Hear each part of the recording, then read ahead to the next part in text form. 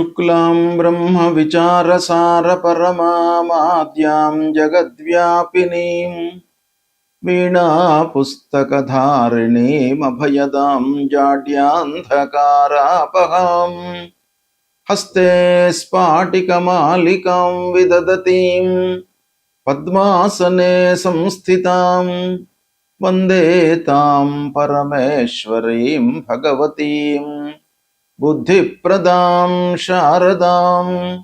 श्री महागणाधिपतये नमः। श्री महासरस्वत्यै नमः। శ్రీ గురుభ్యో నమః.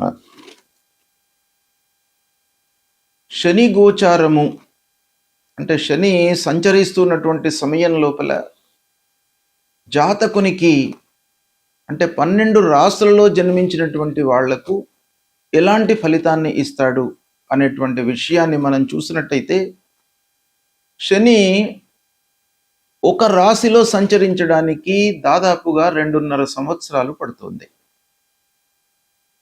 అంటే అత్యంత సమయము తీసుకునేటువంటి గ్రహము శనీశ్వరుడే.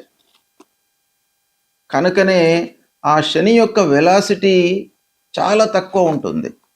అంటే రాశి లోపల ఎక్కువ రోజులు ఉండడానికి అవకాశం ఉంది. కనుక శని యొక్క ప్రభావము మానవుని పైన అత్యంత ప్రధానంగా అంటే ఎక్కువ మోతాదులో ఆ శని యొక్క ప్రభావం ఉండేటువంటి అవకాశం బాగా ఉంటుంది అని మన శాస్త్రం చెప్తూ ఉంది. అయితే ఈ శని 2.5 సంవత్సరాలు ఒక రాశిలో ఉన్నప్పుడు వివిధ నక్షత్రాల లోపల కూడాను మారుతూ ఉంటాడు. మీనరాశిలో ప్రస్తుతం సంచరిస్తున్నాడు శనీశ్వరుడు. అంటే పూర్వభాద్ర నక్షత్రం 4వ పాదంతో ప్రారంభమయ్యి రేవతి నక్షత్రం 4వ పాదంతో ఎండ్ అవుతుంది ఈ మీనరాశి. అంటే మొత్తం కలిపినట్టయితే 9 పాదాలలో ఈ శనీశ్వరుడు సంచరిస్తాడు మీనరాశిలో. అయితే ఈ మీనరాశిలో సంచరిస్తూ ఉన్నప్పుడు మొత్తం మీనరాశిలో ఒకే రకమైనటువంటి ప్రభావాన్ని ఇస్తాడా అందరికీ అనంటే ఇవ్వడు. వాళ్ళ జాతకాలను బట్టి ప్రభావం ఉంటుంది.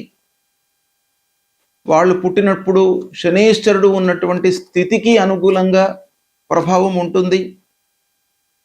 పుట్టిన సమయం లోపల శని ఉచ్చస్థానంలో మిత్రస్థానంలో ఎక్కువ అష్టకవర్గ బిందువులను కలిగి ఉన్నట్టయితే శుభ ఫలితాలను ఇచ్చేటువంటి అవకాశాలు ఉన్నాయి.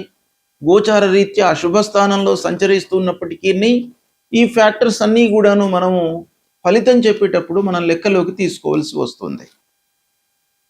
అయితే ఈ శని కూడాను 9 పాదాలలో సంచరిస్తున్నాడు. అంటే 3 నక్షత్రాలలో సంచరిస్తున్నాడు. 3 నక్షత్రాలలో ప్రస్తుతం రేవతి నక్షత్రంలో 17 మే 2026 నుండి 9 అక్టోబర్ 2026 వరకు రేవతి నక్షత్రంలో సంచరిస్తున్నాడు. రేవతి నక్షత్రం అంటే మీనరాశిలో ఎండింగ్ నక్షత్రం అన్నమాట. అక్కడి నుండి మళ్ళీ భచక్రం స్టార్ట్ అవుతుంది. మళ్ళీ అశ్విని నక్షత్రంలోకి వెళ్ళిపోతాడు. అంటే మేషరాశిలోకి వెళ్తాడు. కనుక ఈ మీనరాశిలో అంత్య నక్షత్రంలో సంచరిస్తున్నటువంటి సమయం లోపల రేవతి నక్షత్రంలో ప్రధానంగా సంచరిస్తున్నటువంటి సమయంలో మేషాది 12 రాశుల వారికి శని యొక్క ప్రభావము ఎలా ఉంది అనే విషయాన్ని మనము విశ్లేషిద్దాం. విశ్లేషించి దానికి అనుగుణంగా మనం ఫలితాలను తెలుసుకుందాం. మేషరాశి వారికి రేవతి నక్షత్రంలో శనీశ్వరుడు సంచరిస్తున్నటువంటి సమయం లోపల ఫలితం ఎలా ఉంటుంది అనే విషయాన్ని మనం చూసినట్టయితే, మేషరాశి అని అంటే అశ్విని నక్షత్రం 1, 2, 3, 4 పాదాలు, భరణి నక్షత్రం 1, 2, 3, 4 పాదాలలో జన్మించినటువంటి వాళ్ళు, కృత్తికా నక్షత్రం 1వ పాదంలో జన్మించినటువంటి వాళ్ళందరూ కూడాను మేషరాశి కిందికి వస్తారు. అయితే ప్రధానంగా మనం రేవతి నక్షత్రంలో సంచరిస్తున్నటువంటి సమయంలో మేషరాశిలో జన్మించినటువంటి వారికి ఎలా ఉంటుంది అనేటువంటి విషయాన్ని మనం చూసినట్టయితే కొంత సూక్ష్మంగా వెళ్ళి మనం విశ్లేషణ చేయాలి. మేషరాశిలో అశ్విని నక్షత్రంలో పుట్టిన వాళ్లకు ఒక రకంగా ఉంటుంది. భరణి నక్షత్రంలో పుట్టినటువంటి వాళ్లకు ఈ రేవతి నక్షత్ర సంచారం యొక్క ఫలితం ఒక రకంగా ఉంటుంది. కృత్తికా నక్షత్రంలో జన్మించినటువంటి వాళ్లకు మరి ఒక రకంగా ఉంటుంది. ఎందుకనంటేను నక్షత్రం మారిపోతుంది. మనం రేవతి నక్షత్ర సంచారాన్ని ప్రధానంగా తీసుకుంటున్నాం కాబట్టి నక్షత్రాలలో జన్మించినటువంటి వాళ్లకు విభిన్న ఫలితాలు కలిగేటువంటి అవకాశం కూడాను ఉంటుంది. కాబట్టి వీటన్నిటిని కూడాను మనం విశ్లేషించి చూసినట్టయితే ప్రధానంగా మేషరాశిలో సంచరిస్తున్నప్పుడు ఎలా ఉంటుంది, ఓవరాల్గా మేషరాశి గురించి చూద్దాం. దాని తర్వాత మళ్ళీ నక్షత్ర పరంగా మీకు చెప్తాను. మేషరాశి ఆధారితంగా మనం చూసుకున్నట్టయితే రేవతి నక్షత్రం మీనరాశి కిందికి వస్తుంది. మీనరాశి అని అంటే మేషరాశి జాతకులకు, అంటే మేషరాశిలో జన్మించినటువంటి వారికి ద్వాదశ స్థానం అవుతుంది. అంటే ద్వాదశ స్థానంలో శనీశ్వరుడు సంచరిస్తున్నాడు. ద్వాదశ స్థానము ఏలినాటి శని యొక్క ప్రభావం ఉంటుంది మేషరాశి వారికి. కాబట్టి రాశి టు రాశి మనం చూసినట్టయితే, అంటే మేషరాశి వారికి మీనరాశి యొక్క సంచారాన్ని మనము రాశి ఆధారంగా చూసినట్టయితే ఫలితం ఎలా ఉంటుంది అని అంటే వ్యయస్థానం అవుతుంది. 12వ స్థానంలో సంచరిస్తున్నాడు. 12వ స్థానంలో సంచరించడం మూలకంగా మనకు ఖర్చులు పెరిగేటువంటి అవకాశాలు బాగా ఉంటాయి. తర్వాత అనారోగ్య సమస్యలు చిన్న చిన్నవి కూడాను ఉద్భవించే అవకాశాలు ఉన్నాయి. తదనుగుణంగా హాస్పిటల్ ఎక్స్పెండిచర్స్ పెరుగుతాయి. వీటన్నిటికీ ఖర్చులు పెరిగేటప్పటికీ మనిషి లోపల ఒక భగవంతుడి పైన విశ్వాసము, ధ్యానం వైపుకు మనిషి వెళ్ళేటువంటి అవకాశాలు ముఖ్యంగా ఉంటాయి. వర్క్ లోడ్ పెరుగుతుంది. మానసికమైనటువంటి ఇబ్బందులు, ఒత్తిడి, పాత అప్పులు తీర్చే ప్రయత్నం లోపల మీరు కొన్ని ఇబ్బందులు పడుతుంటారు. ఆధ్యాత్మిక చింతన బాగా పెరుగుతుంది. రహస్యంగా శత్రువులు మీకు అనర్థం చేసేటువంటి అవకాశాలు ఉంటాయి. వర్క్ లోడ్ మూలకంగా మీరు నిద్ర లేమి సమస్యను ఎదుర్కొనేటువంటి అవకాశం బాగా ఉంటుంది. ఉద్యోగం లోపల కూడాను అంతర్గతంగా కొన్ని ఇబ్బందులు, అంటే వర్క్ లోడ్ పెరగడం మూలకంగా ఆ ఉద్యోగం చేస్తున్నటువంటి ఉద్యోగం లోపల మార్పు వైపుకు మనము ఆలోచన అనేటువంటిది వెళుతుంటుంది. ఒంటరిగా ఉండాలనేటువంటి భావన పెరుగుతుంది. ఇలాంటివి రాశి పరంగా మనం చూసినట్టయితే ఈ ఫలితాలు కనబడుతున్నాయి. అయితే ఇందులో కొంత మనం సూక్ష్మంగా లోపలికి వెళ్ళి మనం ఆలోచించినట్టయితే రేవతి నక్షత్రంలో సంచరిస్తున్నాడు శనీశ్వరుడు. మరి అశ్వని నక్షత్రం వాళ్ళకి ఎలా ఉంటుంది? రేవతి నక్షత్రం బుధుడు అధిపతిగా ఉన్నటువంటి నక్షత్రం. అశ్వని నక్షత్రం కేతు అధిపతిగా ఉన్నటువంటి నక్షత్రం. ఈ రెండు నక్షత్రాల యొక్క కాంబినేషన్ మనం చూసినట్టయితే అశ్వని, రేవతి. ప్రత్యేకంగా అశ్వని నక్షత్రం వాళ్లకు ఎలా ఉంటుంది ఈ సమయంలోనంటే ఆలోచనల లోపల కొంత అస్థిరత పెరుగుతుంది. కొత్త పనులు ప్రారంభించాలనేటువంటి తపన కూడాను కొంత పెరుగుతుంది. అంటే నక్షత్ర పరంగా మనం చూసినట్టయితే కొన్ని ఫలితాల లోపల తేడా వస్తుంది. కాబట్టి అశ్వని నక్షత్రం వాళ్లకు కొత్త పనులు ప్రారంభించాలి అనేటువంటి ఒక ఆలోచన వస్తుంది. కానీ శని ప్రభావం మూలకంగా పనుల లోపల కొంత ఆలస్యం గోచరిస్తుంది. విదేశీ ప్రయాణాలు యోగిస్తాయి. ఇకపోతే కేతు ప్రభావము, నక్షత్రాధిపతి కేతువు, ఈ కేతు ప్రభావం మూలకంగా కొంత విరక్తి భావన అనేటువంటిది పెరుగుతుంది. అంటే వైరాగ్యం పెరుగుతుంది. ఆకస్మికమైనటువంటి ఖర్చులు ముందుకు వస్తాయి. కుటుంబం లోపల ఖర్చులు పెరుగుతాయి. ఇకపోతే పాత స్నేహితుల మూలకంగా కొన్ని ఇబ్బందులు కలిగేటువంటి అవకాశాలు ఉంటాయి. అప్పులను తీరుస్తారు. కోర్టు వ్యవహారాలలో కొంత ఆలస్యం గోచరిస్తుంది. ఆరోగ్యంపై శ్రద్ధ వహిస్తారు. ఆత్మ పరిశీలన ముఖ్యంగా మీరు చేసుకుంటారు. అశ్విని నక్షత్ర జాతకులు సహనం ముఖ్యంగా ఈ సమయం లోపల అవసరము. శని క్రమశిక్షణను ఇస్తాడు మీకు. కొన్ని పనుల లోపల ఆలస్యం చేసినప్పటికీ మిమ్మల్ని శిక్షించకుండా ఆ శిక్షా రూపకంలో మీకు ఒక క్రమశిక్షణను ఇచ్చేటువంటి అవకాశాలు శనీశ్వరుడు మూలకంగా కలుగుతాయి. కాబట్టి శని అనగానే మనం భయపడవలసినటువంటి అవసరం లేదు. ఇకపోతే భరణి నక్షత్ర జాతకులకు ఎలా ఉంటుంది? భరణి నక్షత్రంలో జన్మించినటువంటి వాళ్లకు ఖర్చులు పెరుగుతాయి. విలాసవంతమైనటువంటి జీవితాన్ని గడపాలి అనేటువంటి విషయం లోపల దుబారా ఖర్చులు బాగా పెరిగేటువంటి అవకాశాలు ఉన్నాయి. దాంపత్య విషయంలో కొన్ని ఇబ్బందులు, అనవసరమైనటువంటి డిస్ప్యూట్స్, మిస్అండర్స్టాండింగ్స్ వచ్చేటువంటి అవకాశాలు బాగా కనబడుతున్నాయి. ప్రేమ వ్యవహారాలలో పరీక్షలు, ఇక మానసికంగా కొన్ని ఇబ్బందులకు గురి అవుతారు. కళారంగంలో ఉన్నటువంటి వాళ్లకు ప్రెషర్ పెరుగుతుంది.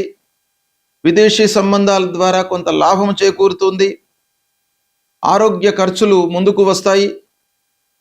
ఇకపోతే భోగభాగ్యాల నియంత్రణ, అంటే విలాసంగా మీరు ఖర్చులు పెట్టేటువంటి అవకాశాలు ఉన్నాయి కాబట్టి దాన్ని కొంత మీరు సరిదిద్దుకోవడము, రెక్టిఫై చేసుకోవడం చేసినట్టయితే మీకు ఈ సంచారము బాగానే ఉంటుంది. ఉద్యోగంలో అంతర్గత రాజకీయాలు, ఉద్యోగం చేస్తున్నటువంటి వాళ్లకు వర్క్ ప్లేస్ లోపల ఇంటర్నల్ పాలిటిక్స్ మూలకంగా మీరు కొంత ఇబ్బంది పడేటువంటి అవకాశాలు ఉన్నాయి. స్నేహితుల వలన ఖర్చులు, పాత స్నేహితులను కలుసుకోవడము, తద్వారా కొన్ని ఖర్చులు పెరుగుతాయి. ఇక పొదుపుపై మీకు మనస్సు నిలుస్తుంది, కానీ పొదుపు చేయడానికి అనుకూలంగా ఉండదు సమయం. ఎందుకంటే నువ్వు ఒక పక్కన దుబారా ఖర్చులు, ఊహించని ఖర్చులు ముందుకు రావడం మూలకంగా కొంత ఇబ్బంది పడతారు.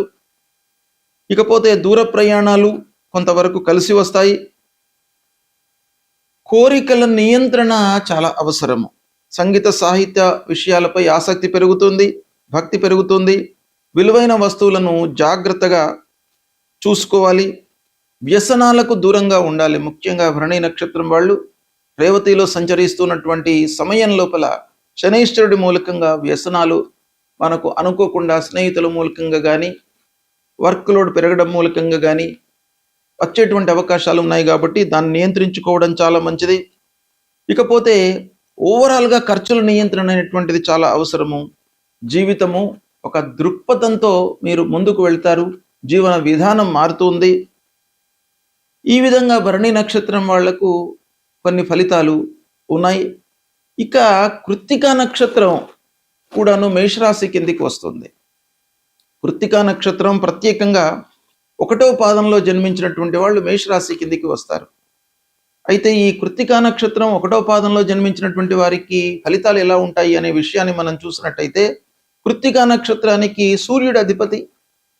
ఈ సూర్యుడి మూలకంగా రేవతి నక్షత్ర సంచారం శనీశ్వరుడు చేస్తున్నాడు కనుక రేవతి నక్షత్రానికి బుధుడు అధిపతి, కృత్తికా నక్షత్రానికి సూర్యుడు అధిపతి. అంతేకాకుండా కృత్తికా నక్షత్రం నుండి రేవతి నక్షత్రం ఇలాంటి విషయం చూసినట్టయితే, కృత్తికా నక్షత్రం వాళ్లకు ఈ ఏలినాటి శని ప్రభావము ఎక్కువగా ఉండేటువంటి అవకాశాలు ఉన్నాయి. కాబట్టి కృత్తికా నక్షత్రం 1వ పాదంలో ప్రత్యేకంగా జన్మించినటువంటి వాళ్ళు వర్క్ ప్లేస్ లోపల అధికారులతో కొంత స్నేహభావంగా ఉండాలి. అధికారులతో విభేదాలు తలెత్తేటువంటి అవకాశాలు బాగా కనబడుతున్నాయి. వర్క్ లోడ్ పెరుగుతుంది, ఉద్యోగంలో ప్రెషర్ బాగా పెరుగుతుంది.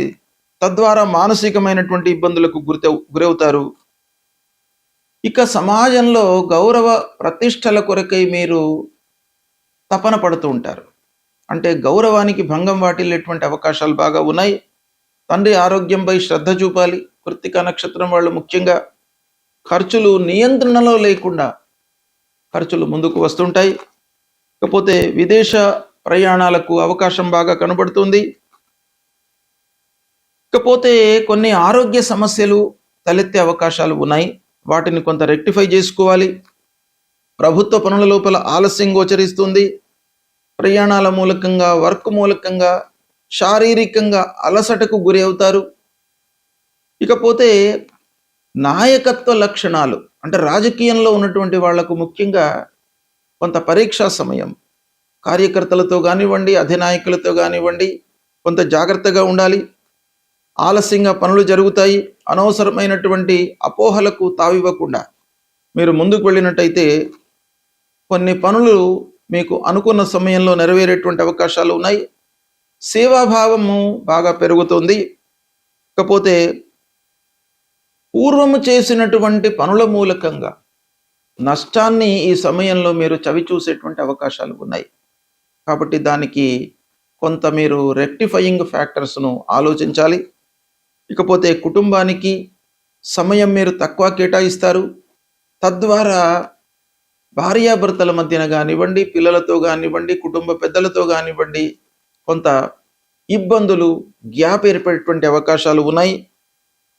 కాబట్టి ఓవరాల్గా మనం చూసినట్టయితే ఈ మేషరాశిలో జన్మించినటువంటి వాళ్ళ లోపల అశ్వని భరణి నక్షత్రంలో జన్మించినటువంటి వారికి రేవతి నక్షత్రంలో సంచరిస్తున్నటువంటి శని కొంత అనుకూలంగానే ఉంటాడు. ఒక కృత్తికా నక్షత్రం 1వ పాదంలో జన్మించినటువంటి వారికి మట్టుకు కొన్ని ఇబ్బందులు ఉన్నాయి. వాళ్ళు తప్పకుండా పనుల లోపల అంటే చేసేటువంటి పనుల లోపల నిమగ్నమై చేస్తూ ఖర్చులను నియంత్రించుకుంటూ పనిపైన 100% మీరు దృష్టి పెట్టి చేసినట్టయితే మీకు సత్ఫలితాలు కలుగుతాయి. రేవతి నక్షత్రంలో శనేశ్వరుడు సంచరిస్తున్నటువంటి సమయంలో 12 రాశులలో జన్మించినటువంటి వారికి ప్రధానంగా రాశిపరంగా నక్షత్రం ప్రకారంగా విభిన్నమైనటువంటి ఫలితాలు ఉంటాయి. శనేశ్వరుడు ముఖ్యంగా 3, 6, 11 స్థానాలలో సంచరిస్తున్నటువంటి సమయంలో రాశి పరంగా ఆలోచించినట్టయితే మంచి ఫలితాలను ఇస్తాడు. అంటే శుభ ఫలితాలను ఇస్తాడు, శుభప్రదం అన్నమాట. ఇక 4 అర్ధాష్టమ స్థానం, 8 అష్టమ స్థానం, 12 ద్వాదశ స్థానం, 1 జన్మస్థానం, 2 ద్వితీయ స్థానం. ఈ స్థానాలలో సంచరిస్తున్నప్పుడు అంటే 12, 1, 2 ఈ స్థానాలు ఏలినాటి శని ప్రభావం కిందికి వస్తాయి. 4, 8 స్థానాలు అర్ధాష్టమ స్థానం, అష్టమ స్థానం, ఇవి దుస్థానాలు. ఈ స్థానాల్లో సంచరిస్తున్నప్పుడు మనకు దుష్ప్రభావం ఎక్కువ ఉంటుంది. అంటే కఠినమైనటువంటి పరీక్షలకు మనం నిలబడవలసి వస్తుంది. ఇక 7వ స్థానము, 10వ స్థానము కొంత బాధ్యతలను మనకు కలుగజేస్తాయి. అంటే ఈ స్థానాలు న్యూట్రల్ స్థానాలు అన్నమాట. అంటే గోచార రీత్యా ప్రతికూలమే అయినా కూడాను మనము కొంత కష్టపడి ఆలోచించి నిర్ణయాలు తీసుకున్నట్టయితే ఫలితాలను మనము మన వైపుకు మోల్డ్ చేసుకోవడానికి అవకాశాలను కలిగించేటువంటి స్థానాలు అన్నమాట. ఈ విధంగా ఈ స్థానాలలో సంచరిస్తున్నప్పుడు మనం ఏం చేయాలి? ముఖ్యంగా 4, 8, 12, 1, 2 ఈ స్థానాలలో సంచరిస్తున్నప్పుడు శనికి సంబంధించినటువంటి పరిహారాలు చేసుకోవాలి. శని ముఖ్యంగా మనకు వేటిపైన ప్రభావం చూపిస్తాడు అనే విషయాన్ని కూడాను మనం దృష్టిలో పెట్టుకోవాలి. ఏంటంటే మానవుని యొక్క కర్తవ్యము 2. 1 భగవంతుణ్ణి మనం కొలవడము, కష్టాల నుంచి గట్టెక్కించడానికి భగవంతుడిని కీర్తించడము, భగవంతుడికి సంబంధించినటువంటి స్తోత్రాలను పారాయణం చేయడము, ఇది ఒక రకమైనటువంటి పరిహారం. 2వది శని యొక్క కారకత్వము, శని యొక్క ప్రభావము ఏ కార్నర్ పైన ఉంటుంది అనే విషయాన్ని మనము తెలుసుకొని పసిగట్టి వాటిపైన మనం ఎక్కువ ఫోకస్ పెట్టాలి. అంటే ఆ కార్నర్స్లో మనకు నష్టం జరగకుండా మనము ఎక్కువ ఫలితాలను, ఎక్కువ ప్రభావాన్ని మన వైపు నుంచి మనము ఎక్కువ నైపుణ్యాన్ని మనం చూపించాలి. అంటే ఎఫర్ట్స్ పెట్టాలి. ఏంటంటే శని ముఖ్యంగా శని స్వభావము పనులను ఆలస్యంగా పూర్తి చేయిస్తాడు, పనుల లోపల ఆటంకాలను కలిగిస్తాడు, మన లోపల ఒక క్రమశిక్షణను తీసుకువస్తాడు. ఇది కొంత పాజిటివ్ పాయింట్. అంటే కష్టాలకు గురి చేస్తాడు, కానీ ఆ కష్టాల నుంచి మనిషి ఒక క్రమశిక్షణను నేర్చుకుంటాడు. అంటే అస్తవ్యస్తంగా ఉన్నటువంటి జీవన విధానము ఒక క్రమశిక్షణలోకి తీసుకురావడానికి శనీశ్వరుడు బాగా ఉపయోగపడతాడు. తర్వాత మనం చేసినటువంటి పనులకు ప్రతిఫలాన్ని కూడాను పొందేటువంటి అవకాశం ఇస్తాడు. అంటే కర్మఫలం అన్నమాట. ఏదైనా కూడాను ఫలితం అనేది మనం చేసేటువంటి కర్మ పైననే ఆధారపడి ఉంటుంది అనేటువంటి ఒక విచక్షణను మన లోపల కలిగిస్తాడు శనీశ్వరుడు. కాబట్టి కర్మకు ప్రాధాన్యత మన లోపల కలిగిస్తాడు. అంటే పనులు మనము చాలా ఒళ్ళు దగ్గర పెట్టుకొని పనులు చేయాలి అనేటువంటి ఒక మనస్తత్వాన్ని మన లోపల క్రియేట్ చేస్తాడు, బాధ్యతలను గుర్తు చేస్తాడు. కాబట్టి ఇలాంటి కార్నర్స్ లోపల శని యొక్క ప్రభావం ఉంటుంది. కాబట్టి మనం వీటిపైన ఫోకస్ చేసి మన నైపుణ్యతను ఎఫర్ట్స్ను పెట్టినట్టయితే మనము కొన్ని అనర్థాలను రెక్టిఫై చేసుకోవడానికి అవకాశం ఉంటుంది. అయితే భగవంతుణ్ణి మనం ప్రార్థించేటువంటి సమయంలో ముఖ్యంగా శనీశ్వరుడి యొక్క మూల మంత్రాన్ని మనము చదువుకోవాలి ప్రతినిత్యం కూడాను. ఏంటి అని అంటే, నీలాంజన సమాభాసం రవిపుత్రం యమాగ్రజం ఛాయా మార్తాండ సంభూతం తం నమామి శనైశ్చరం అనేటువంటి మూల మంత్రాన్ని ప్రతినిత్యం కూడా చదువుకోండి. స్నానం చేసిన తర్వాత మన ఇంట్లో ఉన్నటువంటి దేవుడి దగ్గర ఒక్క క్షణం నిశ్చలమైనటువంటి మనస్సుతో నిలిచి ఆ భగవంతుణ్ణి నమస్కరిస్తూ ఈ శ్లోకాన్ని పఠించండి. ఆంజనేయ స్వామి గుడికి వెళ్ళండి. హనుమాన్ చాలీసా పారాయణం చేయండి. నల్ల వస్త్రము, నువ్వుల నూనె, ఇనుప ముక్క ఇలాంటివి దానంగా ఇవ్వండి. నీడీ పర్సన్స్కు వస్త్రదానం చేయండి. అంటే ఎవరైతే ఇబ్బందులలో ఉన్నారో వాళ్లకు వస్త్రదానం చేయండి. ఆకలితో అలమటిస్తున్నటువంటి వాళ్లకు మీ శక్తి కొలది అన్నదానం చేయండి. రోజు ఒకరికి ఇద్దరికి మీకు వీలైతే అన్నం పెట్టించండి. ఇలాంటివి చేయడం మూలకంగా మీకు ఆ భగవంతుడి యొక్క అనుగ్రహం కలుగుతుంది. తప్పకుండా గ్రహాల మూలకంగా ఏవైతే దుష్ప్రభావము కలుగుతుందో అవన్నీ కూడాను దూరమవుతాయి. భగవంతుడి యొక్క అనుగ్రహం లభిస్తుంది. శుభం.